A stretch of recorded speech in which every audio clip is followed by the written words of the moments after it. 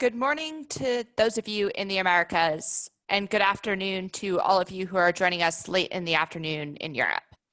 We will be taking questions later in the session, so if you can submit your questions through the question function throughout the presentation, we will answer them later. I'm Catherine Stewart, and I'm the lead for the Economist Intelligence Unit's public policy and thought leadership teams in London. For those of you who are unfamiliar with the EIU, we are the research and analysis arm of the Economist Group and are best known for publishing The Economist magazine. Our public policy and thought leadership team develops bespoke evidence-based research programs to move the needle on the leading issues facing our world today. This session focuses on the Internet of Things. And as an organization, the Economist Group has been interested in and researching IoT for almost 10 years. And we have referred to IoT as the second phase of the internet, a definition we'll look at later. Next slide, please. The EIU has typically looked at IoT from a macroeconomic perspective. How will it transform economies? China Telecoms and our team have worked together to take this down to the micro level. So we look at what IoT can do for businesses and sectors and how leaders in companies should think about the technology. We have synthesized the findings from our study into a white paper, and we'll show you the QR code at the end. Next slide, please. Today, I'm going to walk you through a brief overview of what IoT is, how it can be applied within industries, and how to navigate some of the challenges that could dissuade companies from taking the plunge. Then China Telecoms is going to talk you through some specific use cases. And finally, we're going to open the floor to your questions. Next slide. So first, let's start with the basics. What is IoT? The technology encompasses a huge range of different devices and applications, making it hard to pinpoint one definition. But for this research, we asked a panel of 25 experts how they define IoT and came up with the following. The Internet of Things is a network of physical objects or devices that communicate and interact with each other via an internet connection. So what? This definition captures the idea that IoT is the technology that takes everyday objects from fridges to pacemakers and connects them to the internet. This connection then allows them to do a host of things. So that includes collecting data from objects on how they're performing and being used, and using this information to monitor and optimize performance, and then to leverage this data as new revenue streams or to produce higher value products. This is why The Economist has called IoT the second phase of the internet. It brings the benefits of the internet from the digital realm to previously unconnected parts of the physical world. Next slide. Though a nascent version of the technology has been around since the 1980s, our data shows we are now approaching a tipping point for IoT adoption. So a survey that we conducted back in early 2020 before the pandemic shows that many companies are already at the early implementation stage of IoT adoption in their operations, and there has been also a rise in firms using IoT in their products and services. These trends suggest IoT is on the verge of becoming a more mainstream part of how we do business. And those who are not yet considering the technology might be left behind. So the aim of our research was therefore to look at the impact IoT has been having across industries and showcase the opportunity it presents in the different verticals in a way that is accessible to a non-specialist audience. Next slide, please. So we chose to explore the industries where IoT is likely to have the biggest impact. These include energy, healthcare, logistics, retail, and transport. In total, companies in these sectors will spend approximately $150 billion globally in 2020 alone. And in some cases, this will drive a complete transformation in how that industry operates. Next slide, please. So let's deep dive into the energy industry. Climate change is obviously causing a fundamental rethink into how energy companies generate and supply electricity. And as they look to reduce carbon emissions through their processes, IoT is a technology at the forefront of this transition. What do we mean? So for example, IoT is central to making offshore wind power feasible and cost-effective as a way to generate electricity. Each turbine can be equipped with over 1,000 sensors, robots, and gauges, allowing everything from blade speed to basic maintenance to take place remotely. The information from these sensors also lets engineers know when upgrades are needed, so teams can efficiently coordinate downtime and site visits. Such advances have helped drive the costs associated with offshore wind energy down by about 1/3 since 2018. IoT also makes the grid safer. So in California, smart grid technology shuts off power supply automatically when it looks like a cable might be at risk of snapping, reducing the chance it will spark and ignite a fire as it falls. The technology is also changing how we as consumers use energy. So in this study, we looked at one of the most cutting-edge smart homes in the world, Apartamentum in Hamburg. Here, devices in the home are linked to one central operating system, meaning that the occupant can control operations from one site. For example, if you're coming home in the dead of winter and want a hot cup of tea and toasty electric fire ready, you can do this from one app on your smartphone 15 minutes before you get home. This allows for all sorts of efficiency savings, and the average Apartamentum home uses about 40% less energy than an average residential property. Next slide. To bring IoT a bit closer to home, I want to focus in on the pandemic. COVID has caused an unprecedented strain on healthcare systems worldwide and has forced the industry to accelerate many of the trends towards digitalization that were being developed pre-pandemic in order to cope. And many of these new technological developments rely on IoT. The key advantage of using IoT during the pandemic is that it enables remote monitoring. This has allowed healthcare workers to keep a safe distance from patients, either through communicating via teleconference or through monitoring infected patients in a hospital from a safe distance. And pilot studies in Liechtenstein show IoT might also hold the key to safe return to normality.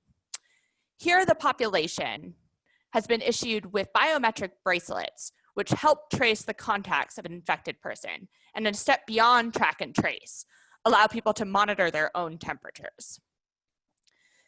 In a post-pandemic world, healthcare companies need to adopt IoT solutions that worked well in COVID to new use cases.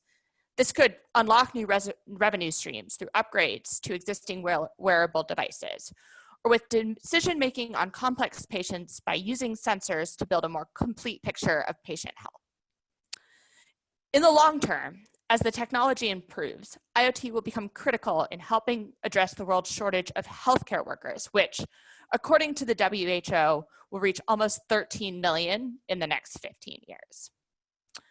And sensors and advanced robotics will open up the possibility of experts thousands of miles away being able to support colleagues in remote and understaffed locations. So for example, in Canada, this is already becoming a reality. A doctor based in Hamilton, Ontario, has performed more than 20 surgeries, including colon and hernia operations for a hospital over 400 kilometers away. So the implications of mainstreaming this technology are huge, especially for developing countries where resources for healthcare are particularly scarce. Next slide. So supply chain logistics are one of the most complex parts of a business's operations. In a 2018 survey, only 6% of business leaders felt fully confident in the information they received on the supply of their inputs. And IoT is already helping to address this issue. So in our study, we spoke to Traxons, maker of the first smart container, which can tell suppliers based on real-time data when a shipment will arrive and digitally transfer customs documentation to the receiving port authority. These containers can also tell if a shipment has been tampered with, sending out alerts if doors have been opened or the level of heat and light have changed dramatically. And in the most advanced versions, conditions in a container will be controlled remotely, helping to ensure fruit can ripen at the correct rate while in transit, or that cold products remain fresh. And this is really vital to preventing food waste. So about 1/3 of the food produced for human consumption and that's equal to about 1.3 billion tons a year, is lost or wasted, partly due to temperature-related spoilage. And beyond monitoring, IoT is also critical to advances in automation. So one high-tech example is in freight trains, where a focus on low carbon transport options is driving a renewed interest in this method of moving goods. And previously, brakes on many freight trains had to be manually checked and reset by the operator. And this process could take up to 45 minutes every time a check was required. Now IoT devices placed on the brakes of carriages are able to test and simulate braking processes in just 8 minutes. And this has reduced congestion at key junctions. Next slide, please. So going back to COVID, we've seen contrasting experiences for players in the retail industry, with many stores and city centers closed while internet shopping has boomed. IoT, however, presents the opportunity for brick and mortar stores to close the gap emerging with their online counterparts. So, for example, smart inventory systems are one of the major ways e-commerce players such as Amazon can stock and ship such a diverse range of products.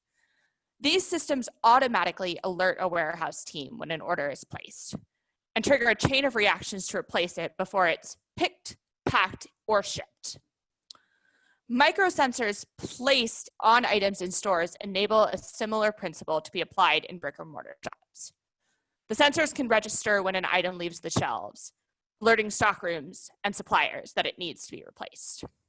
And this is what we saw in our case study on Geek Plus. Geek Plus is a smart robotics company that helps retailers integrate automation into their supply chains. So here, robotics is a smart warehouse helps to automate the shipping process, moving shelving to picking areas based on what stores register as being sold. And this process helps stores quickly scale operations in response to new peaks of demand, for example, around Black Friday and Cyber Monday.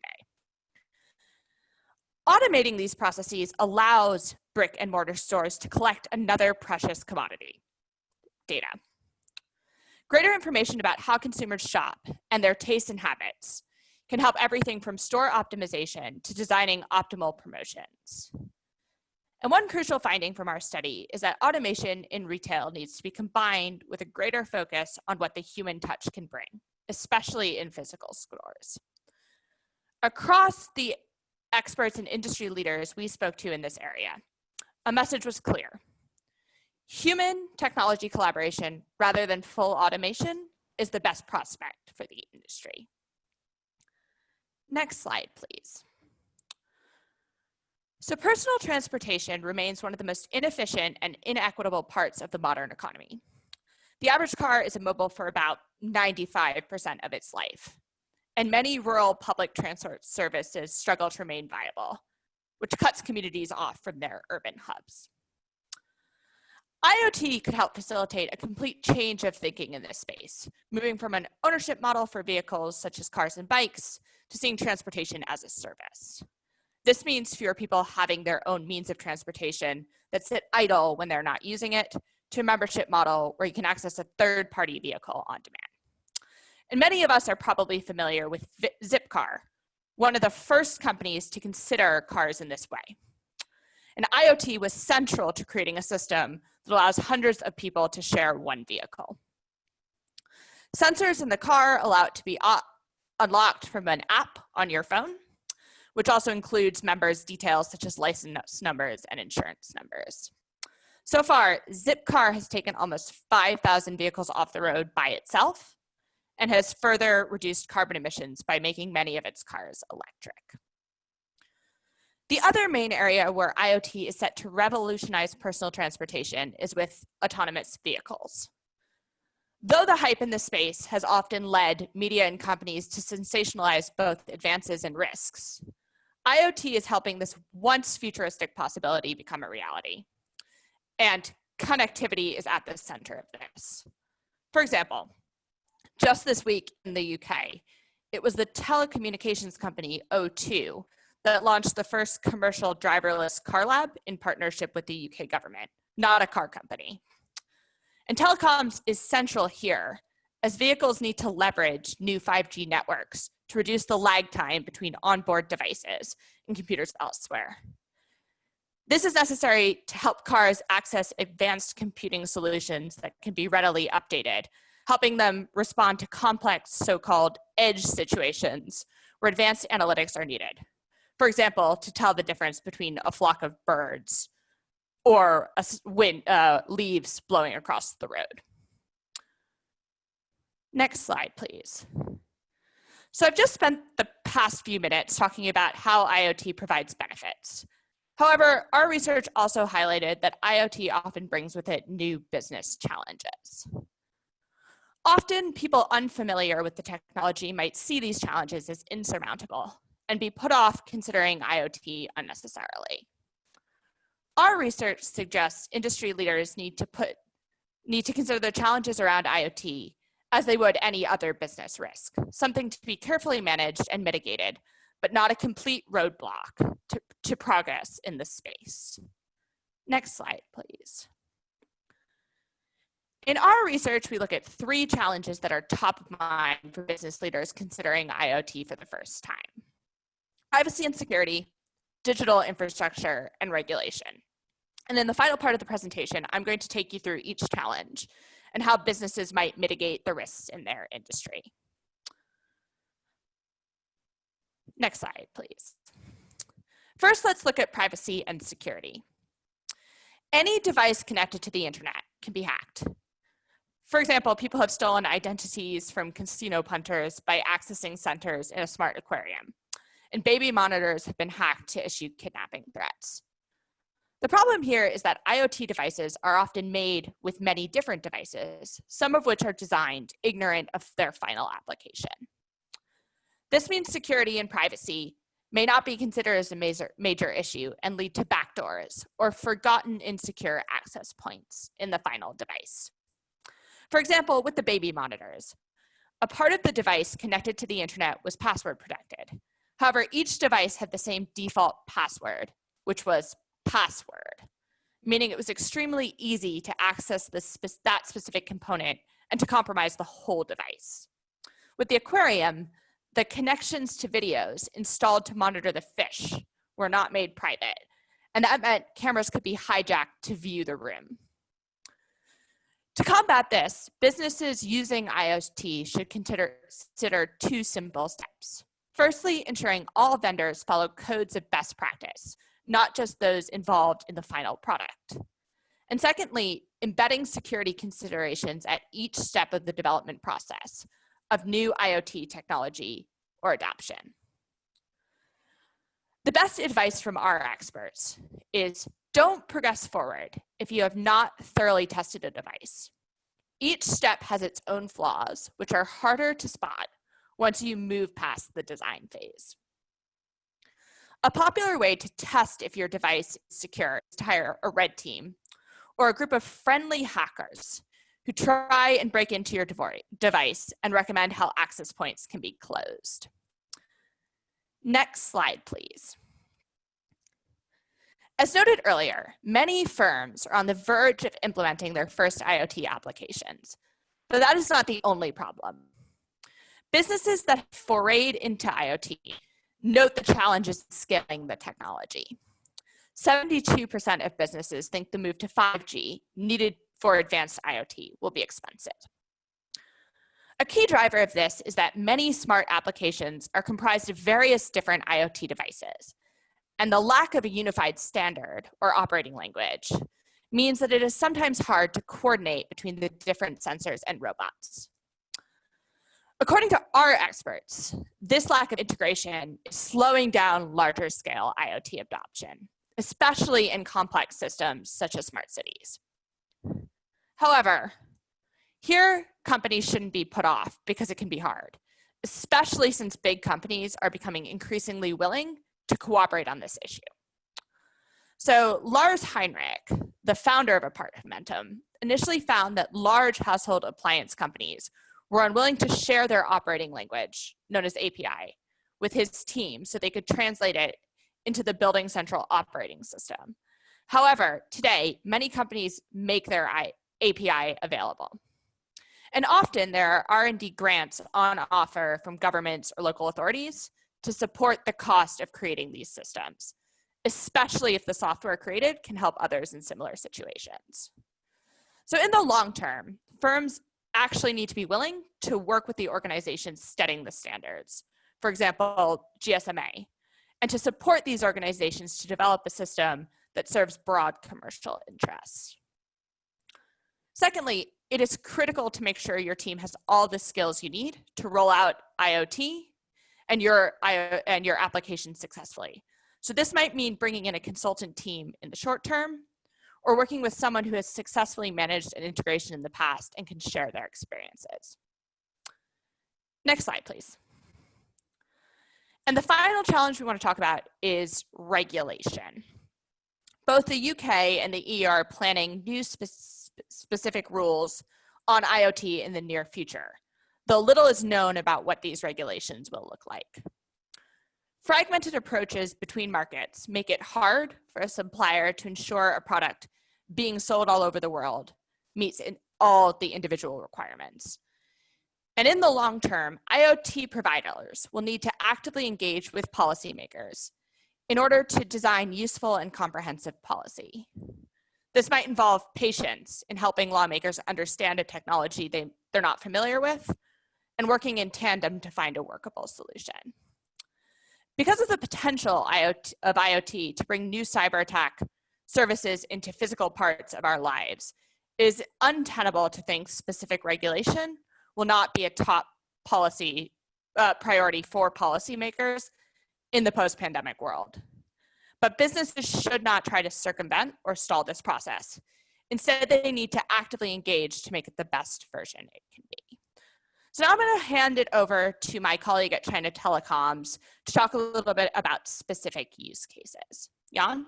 Hello, thank you, Kathleen. Hello, my name is Yan. I'm come from China Telecom Global, and I'm the Deputy Director of the Overseas Mobility Business Department at China Telecom Global. So I take charge of the IoT business, our global companies. So in this presentations, I'm going to talk about the transformative power of the IoT. We as China Telecom has experienced my background. So. In these presentations, so there are a couple parts, to these presentations. First of all, we will share some of our experience, how we have developed our IoT and how we have helped our business partners deploying the IoT products. Some of the and also some of the practical use cases and applications that we, as a corporate, how we helped during this COVID-19 period, how we facilitate some of society's users. And then in the future, I mean, what we see, as the future of IoT, and how we are already seeing the transformations. So these are the three parts that we are going to discuss today. So talking about the adaptation of IoT, in the past, traditionally speaking, IoT is a very much B2B type of applications. However, what we have seen now is coming into the 5G era, we have seen more consumer-based IoT technologies. So I'm going to share not only the B2B part of the applications, but also on the B2C part as well. In the consumer space, we are using more and more often now the IoT technologies to support some of the video content.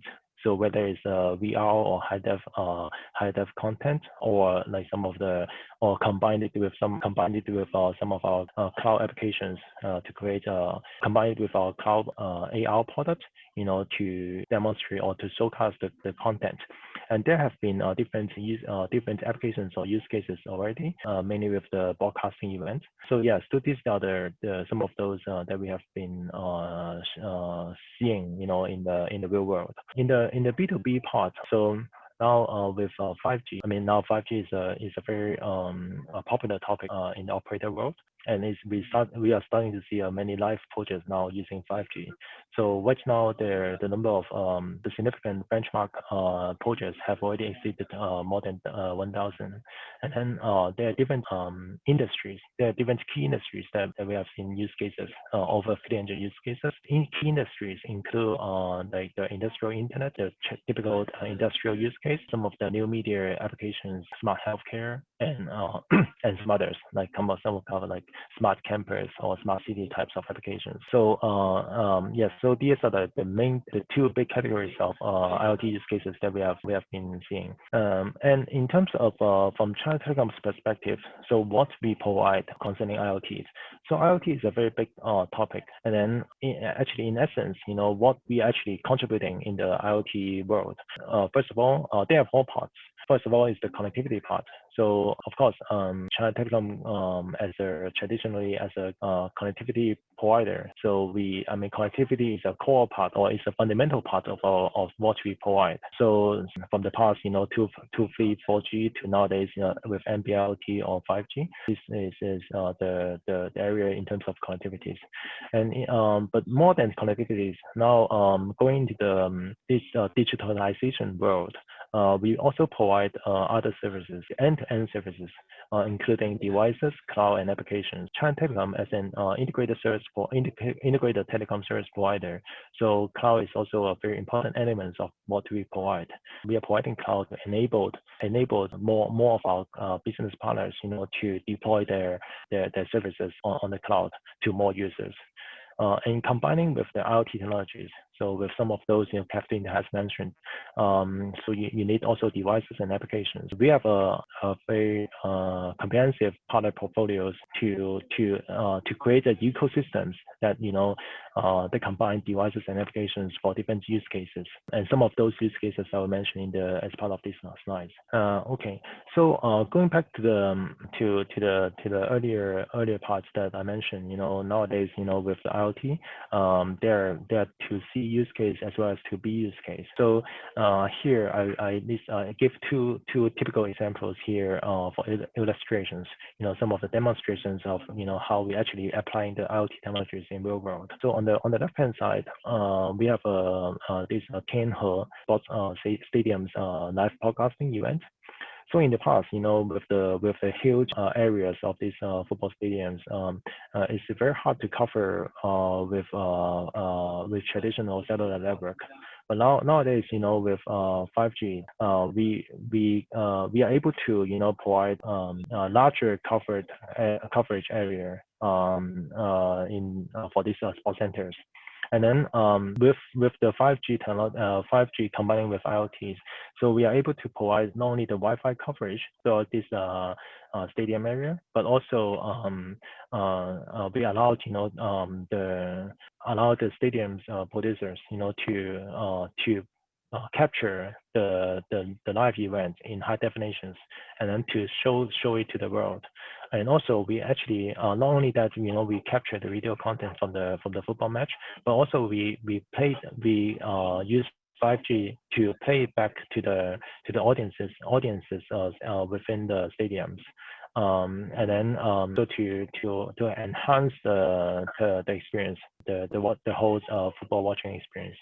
And on the right hand side, this is the smart harbor use case. So, and I think smart harbor is a very difficult use case in the 5G era for IoT.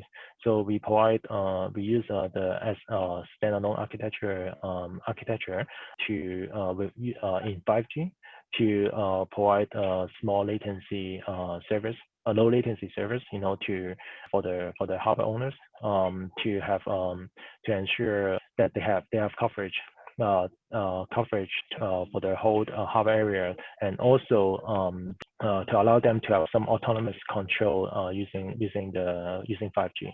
I mean, as part of the 5G service, we also provide using the network slicing and also the MEC equipment to enable some of the autonomous control within the harbor area. And this is only possible nowadays because of 5G. So these are the two very good demonstrations of how now we're using the cutting edge 5G technologies to provide IoT service. And previously on the previous slides, we focus more on the business side.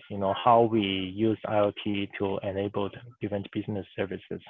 But more than that, as a corporate citizen, so what we are doing, what we are using our capability to provide to the society. So this is especially important in the COVID-19 era period. So these are some of the areas that we have contributed part of our corporate responsibility. So in terms of connectivities, we also provide 5G service, to enable the video broadcastings and some of the remote diagnostics and control for the hospitals. So to allow them, to serve the patients, during these pandemic periods. And not only that, we also, because I mentioned, IoT nowadays not only is the connectivity, but also cloud and device and applications.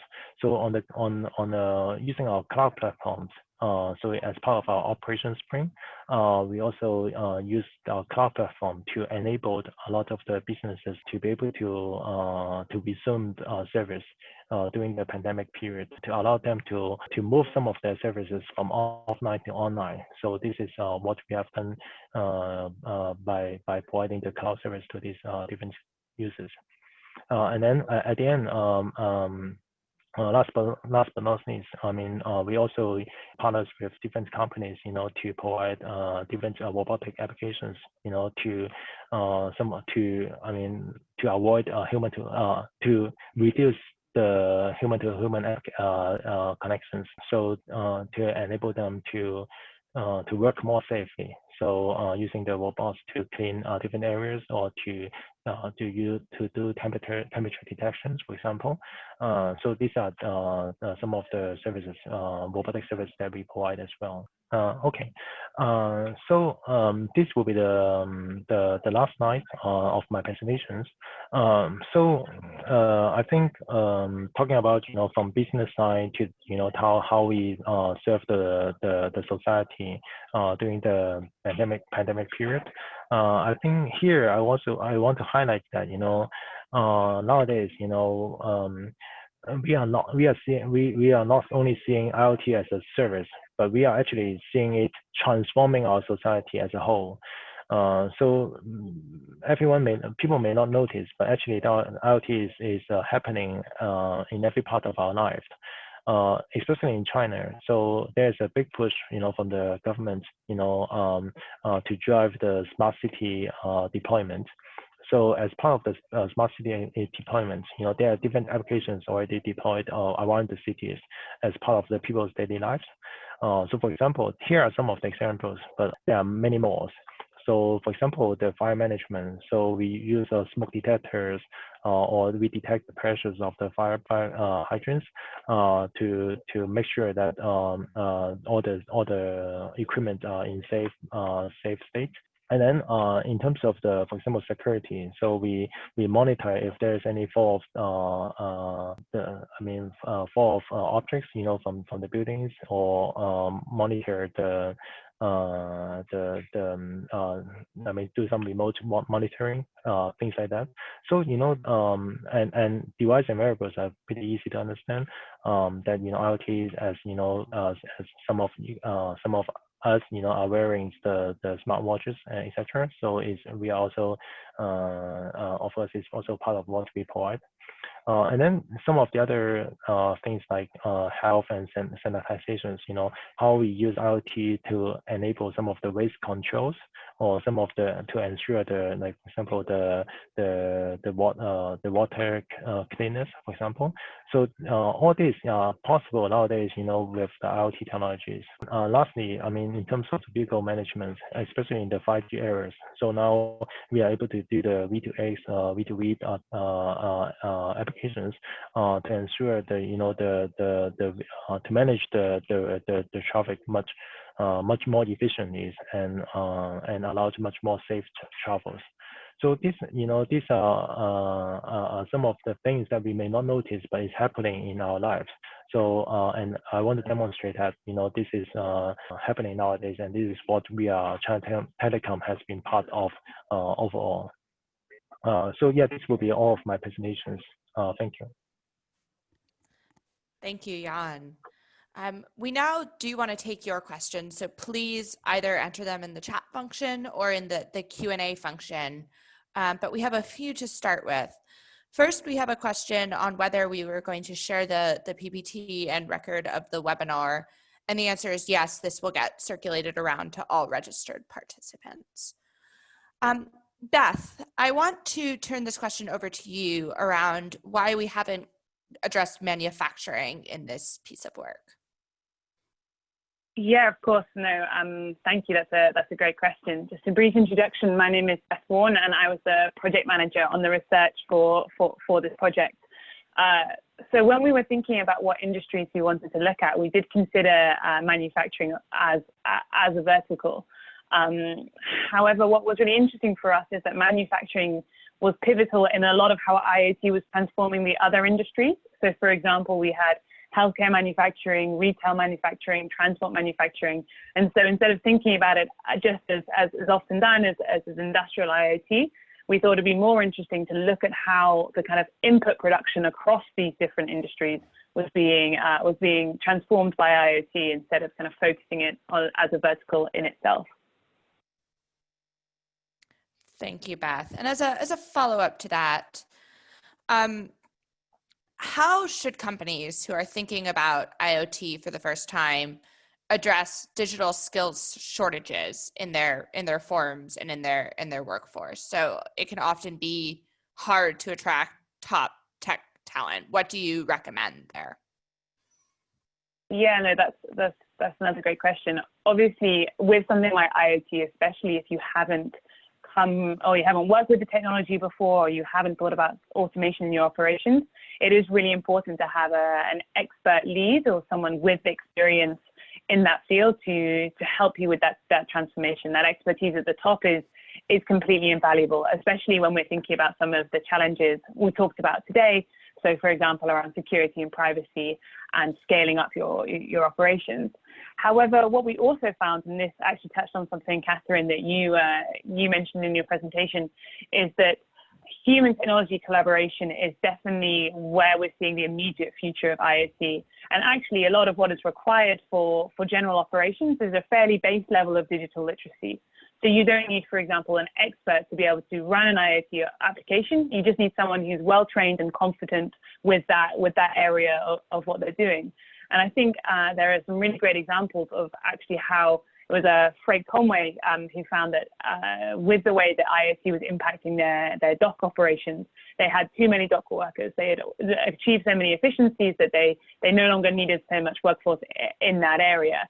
And therefore, what they did is instead of, for example, making these people redundant and then hiring new people for the tech areas, they identified those who were interested and had their kind of competency to learn these new tech skills, and then kind of took them through that process to learn together.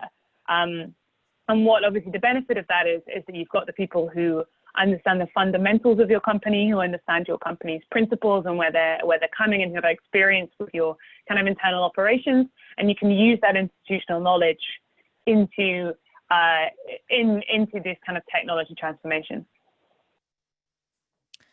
Thanks, Beth. We have an interesting question / comment on whether IoT is relevant only for developed countries, given the lack of digital skills in developing countries and the limits of the rollout of 5G technology. Beth, I want you to weigh in, but I also want Jan to give his perspective on kind of how your company is operating in developing countries, if you are. So Jan, do you want to start us off? Yeah, sure. Thank you. So I think maybe to these questions or comments, I think partially yes. I think in the developed countries, we may see more applications of IoT. However, it doesn't mean that it's only happening in the developed world. In the developing world, for example, I mean there are also still many IoT technologies around us. For example, in China Telecoms, we provide IoT service to some of the coach bus company. And then they actually, I mean, they produce the coach bus, to different parts of the world. Some of the more developed world, and some of them are like Africa or Latin America, could be a little bit less developed world. So it's still ongoing, but actually just people might not as directly see them, but they are actually in service and used by the businesses. And then I think some of the waste management technologies or water management could also be used in some of the those part of the world. But again, I mean, just mostly are B2B applications that might not be seen directly by people. Yeah, and I think one thing I'd just like to add to that is the idea that actually with 5G, the way that 5G works, there's a fantastic opportunity for developing economies to leapfrog some of the large infrastructure needed for 4G. So for example, with 5G, there is this option to be more decentralized. So to install your nodes in a part of a city where potentially you don't have, the cabling or whatever the large masts that were needed for 4G. So I think one thing when thinking about IoT in developing economies is actually the fundamental connectivity on which it relies, 5G, is something that could be rolled out relatively efficiently in some of these markets.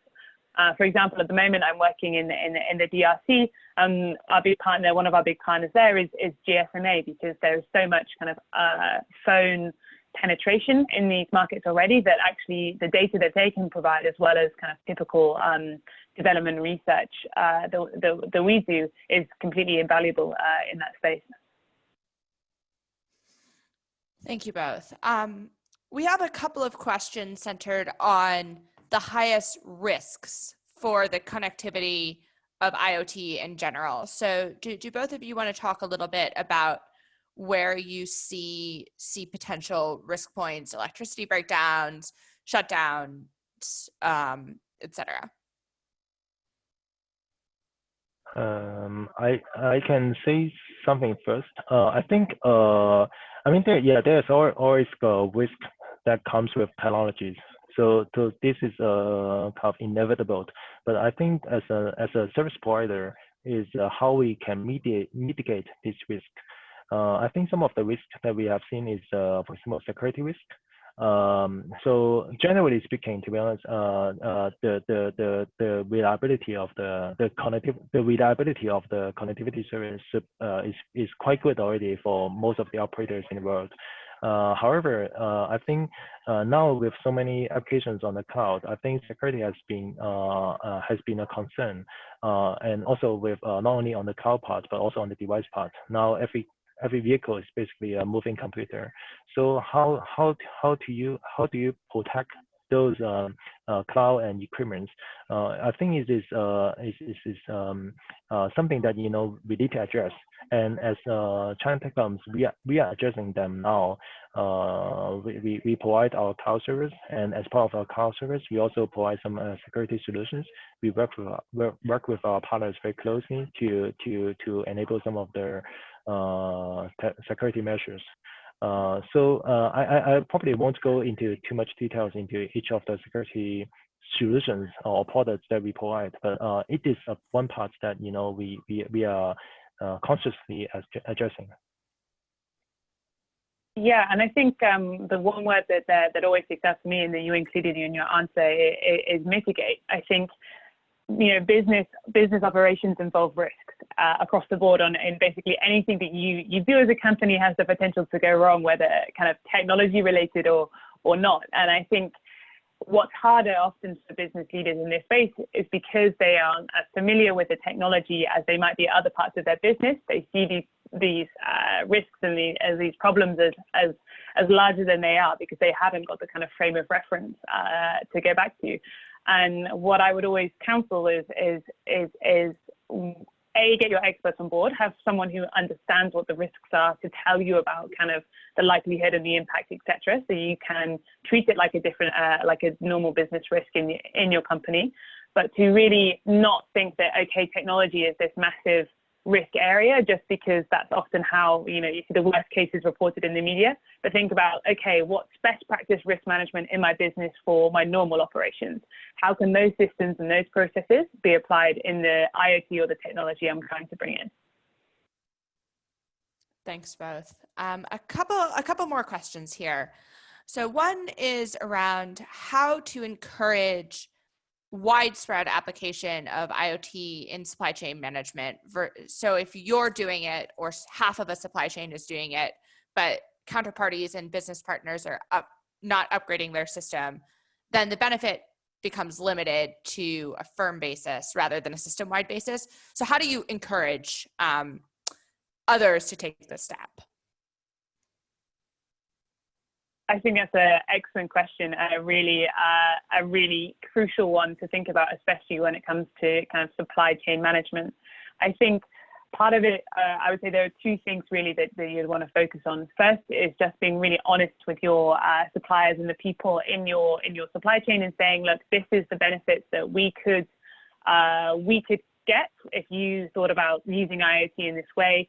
This is what we think will represent best practice from our suppliers over the next 5 years. And this is what we'll kind of expect from our suppliers as IoT becomes more mainstream. So making it very clear to the people in your supply chain that you know the way that the tide is turning on these things, and that as a client, as a customer of theirs, it is an expectation you're going to have. And secondly, I think just leading by example. So being very clear and very public about how you've seen IoT in your business work, what the kind of benefits that you've had on this. And this could be something like this, for example, a webinar to the public talking about your transformation. But also there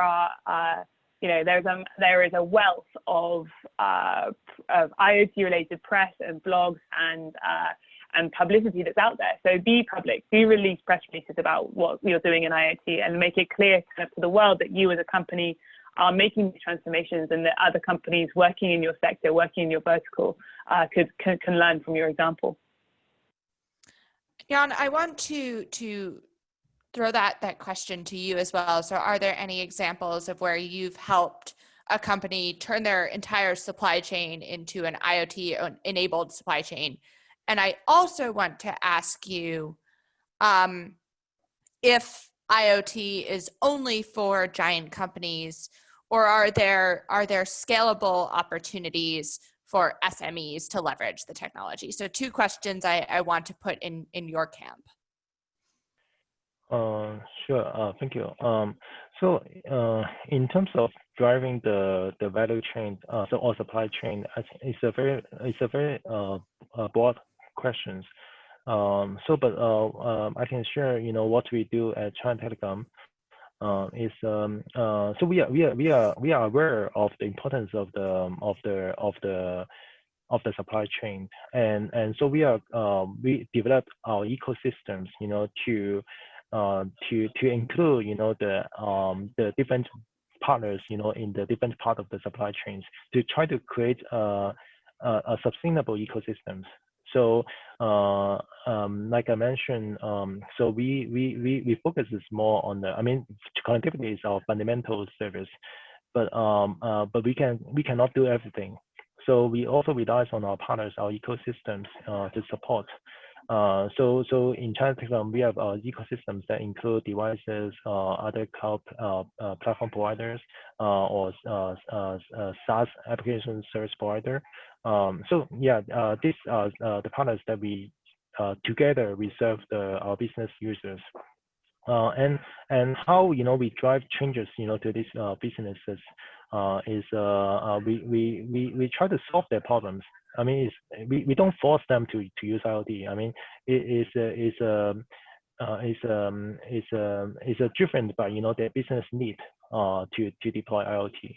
So and different, I think in the past, different business have different pain points, and then we have like the two use cases that I demonstrated in the presentation is we have some of the representative use case, and then we use these use cases to demonstrate the values of IoTs, and then use that to convince or to let the other business users know that the benefits of deploying IoTs in a similar use cases.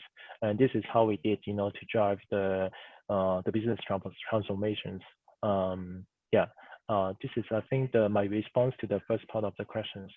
And on the second part about the small and medium enterprises, I think IoT is definitely not just for the large enterprises, and I think it's even more important actually for the small enterprises, small to medium enterprises, because it allows them to scale much more easily, much more effectively. So in traditionally speaking, for the large enterprises, they have the resources, to deploy a lot of the infrastructures.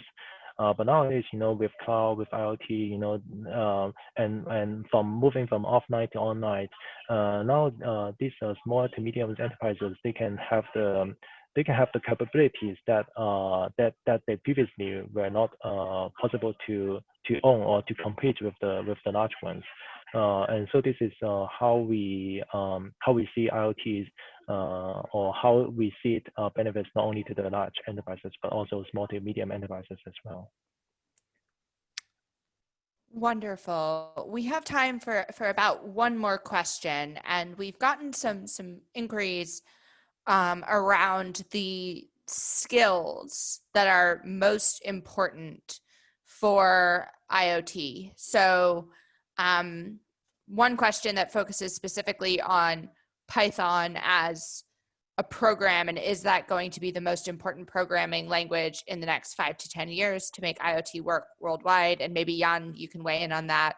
And then some of the broader important skills and emerging technologies for IoT in the next 5 to 10 years. So Jan, do you want to quickly weigh in there? To be honest, on the programming side, I don't have so much experience. I think we have developers who work on those.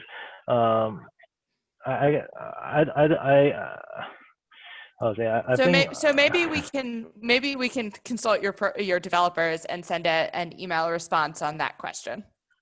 Yeah, but I think there are different partners, and especially now, I think I don't know. From my understanding, the on the device side, there are different operating systems. I don't know. Android or whatever. So, I think it's not just one programming language that is better than the others. I think it really depends on the geography or developers to developers.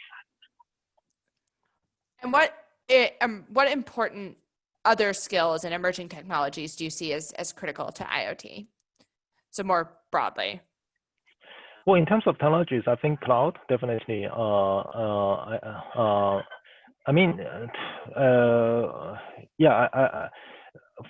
our perspective, there are different components that are really, really key.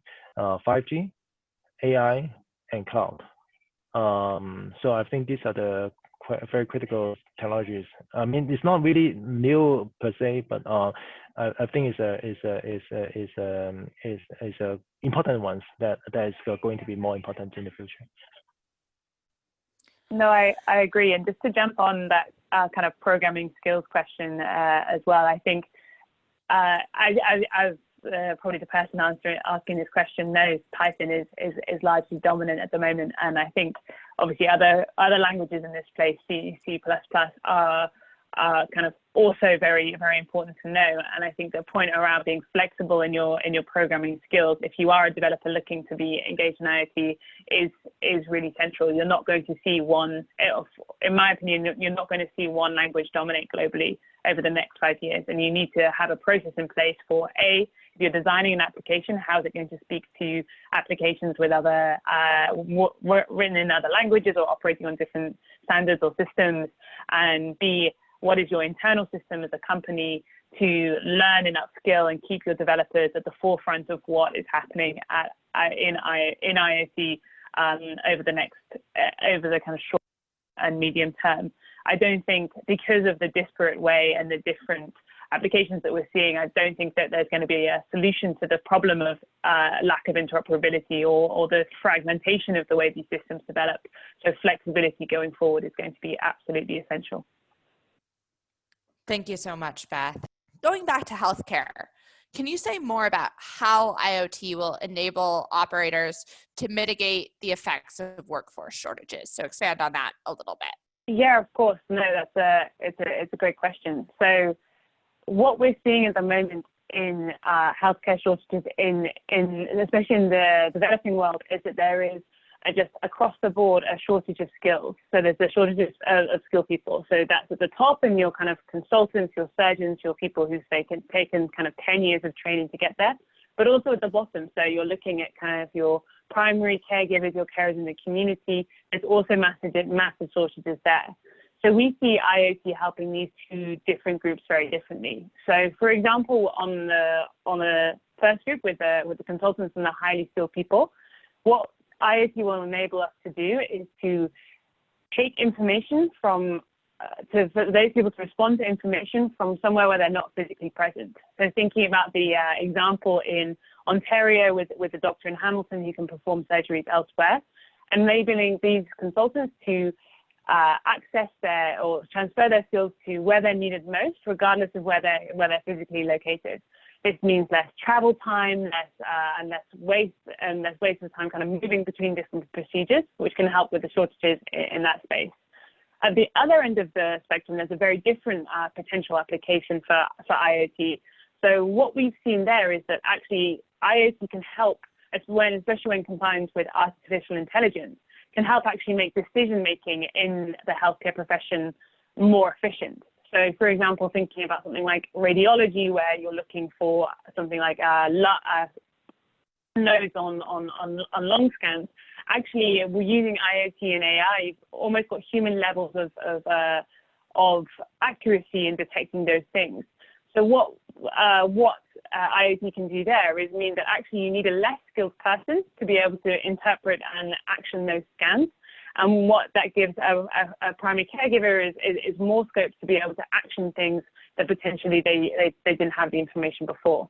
Also, automating of some of these random tasks just frees up more time in their day to actually do what humans are good at, which is the kind of caregiving, being there for the person side of what healthcare is. Thanks, Beth. And then thinking more broadly about the base of what's needed to ensure successful IoT, how important is 5G to make the future of IoT real? Yeah, that's an interesting point, and especially kind of at the moment. I think 5G really is essential to making IoT a mainstream part of how we live our lives. In the research that we did, we saw a lot of applications that exist today and that are very useful for companies today, very useful for society today, that use kind of broadband and the 4G network.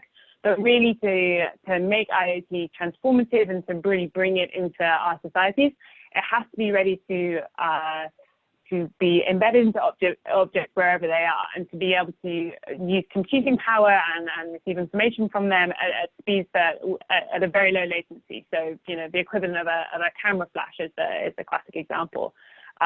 It's only with that decline in latency it's only with that decline in latency is something you really only see with 5G, and it's not something that's as possible on 4G. And that, as I mentioned, is going to be essential for those, especially complex applications, for example, in autonomous vehicles or in smart cities. And just as a follow-up to that, sorry, did you have something you wanted to add? I think I just want to add on to that answer. So yes, 5G is it offers some critical components in terms of low latency and high capacity and high speed, of course. And then I think a lot of applications like autonomous vehicles or robotics wouldn't be possible without it. So I think we will see more and more this stuff, and not only because of 5G, but also with the development of AI. I think it makes autonomous control much more efficient. I think, and going forward, I think this is how we see the importance of 5G. And to be a little bit provocative, someone's asked, what about 6G in IoT? How do you see that playing in? Any thoughts? I mean, I can. No, sorry, please go ahead. Actually, I'm not familiar with 6G, but my understanding is it can combine with satellite, for example, and then I think it will offer some of the very unique IoT applications like the cargo management, for example. Like now you can constantly monitor the cargo shipment across the road, and more or like in the airplanes, aerospace. That you can also see some of the IoT use cases in the aerospace area. Okay. Yeah, lower latency is always better. So bring on 6G, but I think we're having enough problems with 5G at the moment first. So maybe keep our efforts focused there for the short term. Yes, and with that in mind, Beth, is there any harmonization of 5G standards globally yet? What does that look like, the base and regulatory system? Yeah, so I think just to kind of divide that into the standards question and the regulation question, and actually on both of those, the answer is no. So both when you're looking at kind of, especially 5G and IoT, one of the biggest problems that the experts and the people we spoke about too in the research were saying was the lack of interoperability and the fact that a lot of these applications are running off different standards, and that means that they're very hard to build a kind of a central system around so that they can all speak to each other. And that is going to be an essential problem that the industry will have to fix going forward. I mean, you're seeing efforts in it, for example, in Japan at the moment, but still at the moment there isn't really that one unified or even one set of standards which can speak to each other easily, which is so needed for IoT to scale. 5G regulation globally is a chaotic, I would say, mismatch of different things. Obviously, we're seeing some best practice examples in some areas. So, for example, about moving quickly with 5G and having a regulated environment which helps you move fast. But then there seems to be a trade-off as well with how kind of privacy and security issues are dealt with that in those same systems. So definitely at the moment there is no coordinated regulation either on IoT or 5G, and I think, you know, looking forward over the next 5 years and the world that we live in, companies are going to have to be very aware of the fact that that harmonization isn't likely to be achieved, especially in the short term. So how do you think about designing your business practices and your regulatory practice in a way that kind of deals with that and mitigates those risks rather than kind of waits on the hope that cooperation is coming? Jan, I have a question for you specific to the biggest challenges that China specifically faces as it continues to expand on IoT. Do you want to talk a little bit about that for us? Sorry, about China, which what aspect of it? Sorry. So, what are the biggest challenges China faces as it continues to expand IoT? I think it's so in China, everything is a first scale up. So I think a lot of the times, you know, is how we can handle the scaling up issues. You know, for example, we are seeing already 5G deployed in individual cities, and then there are different projects like a smart harbor project that I mentioned. You know, the challenges is you know, with these different projects individually, how we can scale up or how we can deploy it more effectively across the whole of China. And I think it's a little bit also back to the harmonization questions. Even within China, I think maybe some different vendors will have different standards, and maybe across cities or across different provinces, they could have a little bit different standards in the deployment. So, how we manage that, how we provide adaptation layer to support these different standards. I think this is something that we have been, maybe not even today, but we have been constantly working on to support. Thanks, Jan. Beth, can you talk a little bit about the dynamics between IoT and automation? So obviously, IoT has been linked to automation, and how do you recommend firms communicate to their workforce that they are exploring using the technology without causing concerns over job loss, et cetera? Yes, of course. And obviously at the moment, with everything that's happening in all, or basically all global economies with COVID-19, this is such a pertinent question. I mean, there is a need to be empathetic about this, and also, from our opinion, to be extremely transparent. So what the research suggests is that though automation will cause some job losses in some localized parts of the economy, actually overall, because of the growth that comes with that, the overall levels of employment in some sectors will rise. So for example, if you consider manufacturing, which is one of the highest risk areas for automation related job losses, actually the best practice estimates at the moment, for example, from Accenture, suggest that overall employment in this sector is going to rise over the next 5 years. So as an employer who's kind of facing that dynamic of needing slightly different skills, of potentially having to make people redundant as we look as automation is brought in, the key thing I think there is to make sure that you're being transparent and clear about what the expectations with your workforce are, and giving them the opportunity to come into the transition and to learn some of the skills you're going to need. So one thing, and a really good example that was featured in our research, was of Freight Conway. So one of the things that they had found when they were bringing IoT into some of their dock operations was that they were needing fewer dock workers than they previously thought. But instead of just making those people redundant and then hiring people to work on the new IoT applications, they gave people in that business area the chance to retrain and learn the skills that we're going to need to run the IoT applications or the IoT-enabled operations, and brought those people into those roles. That's a good business decision, because you're kind of saving on redundancy packages and then rehiring and those associated costs. But also you're keeping people in the business who are keen to learn and who know the principles of what your company is trying to achieve, and who are onboarded internally about where your company is going, which obviously is kind of invaluable to creating a kind of pleasant place to work. Wonderful. And one more question for both of you around whether IoT is only well suited to the developed markets. So how does this get scaled into developing markets that might not have the infrastructure necessary? Jan, do you want to start us off, or Beth?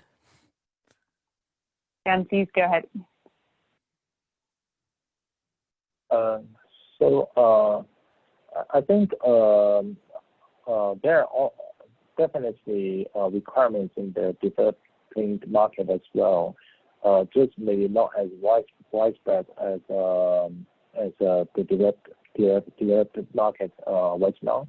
But however, I think there are some unique use cases in the developing world as well.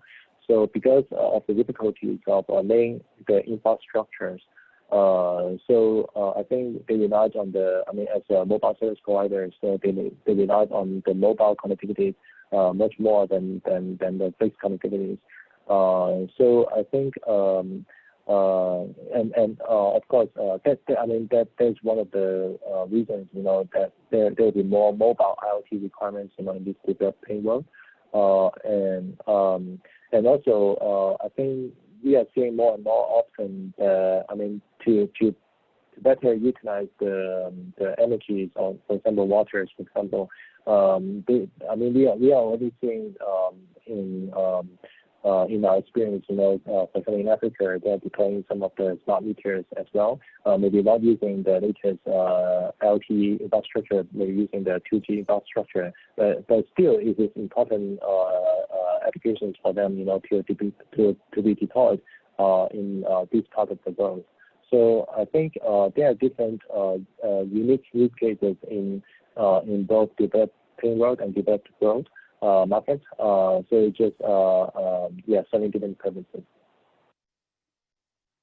Yeah, no, I think that's covered most of the main points. The only thing that I would add to that is the idea or the concept of leapfrogging, which you hear a lot of, and how that might work in this context. So one of the great things about 5G is it offers more potential to be decentralized and to offer decentralized connectivity. And I think, as you mentioned, the lack of infrastructure in the infrastructure gap that sometimes exists in low-income countries means that 5G in some ways can leapfrog some of the heavy grid level infrastructure that was needed in kind of 2, 3, 4G, and actually you can go straight to offering some of those kind of 5G applications. One particular sector that I think this could be fantastically beneficial for is the agricultural sector. So we're seeing some of the IoT applications around precision agriculture and improving efficiencies in agriculture really coming to the fore in both developing and developing countries. And what this offers, or what IoT offers, is the potential to bring these benefits to countries where they're just experiencing the kind of first downturns from climate change, for example, in production, and maybe IoT holds the answer of how we're going to deal with those agricultural production dips, especially in kind of hotter, more arid countries. Thank you. So we've come up basically to the end of our hour. I want to thank all of you for joining us. Please, if you're interested and have questions, reach out to either the EIU team or the China Telecom team. We're happy to discuss further, and we encourage you to read the report. The QR code is up in the corner. Thank you so much, everyone, for the time today, and we hope you found it informative. Thank you very much. Thank you.